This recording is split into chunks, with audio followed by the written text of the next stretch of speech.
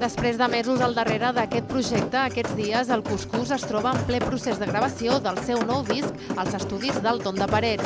Aquesta iniciativa, impulsada per dues famílies de l'escola Vila Varietés de Parets, els Albarrac i els Miró Moro, pretén visibilitzar la normalitat. A partir de la quotidianitat, com és la música, volen compartir i aprendre mútuament. Som dos papes que ens vam conèixer fent cua a quarts de 5 per recollir les nostres filles, la Aya i la Íria, i aleshores, jo conec Marroc, jo faig una música que m'agrada, música cnaua. A mi m'agrada molt també.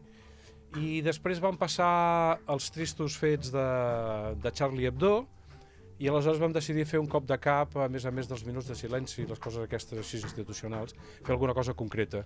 I llavors vam començar a fer coses de normals.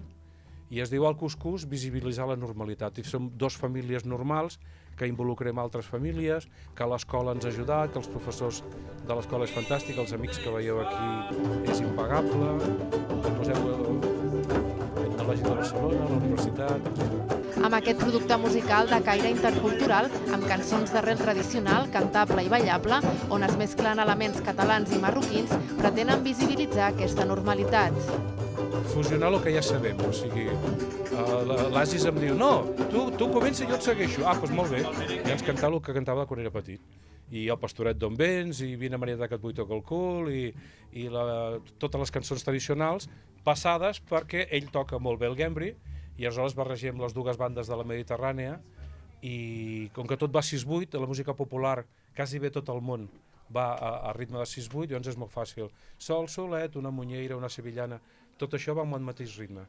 I ens ara aquí amb el Rado, un amasic del sud de Marroc també, i cantant el Sol Solet en amasic.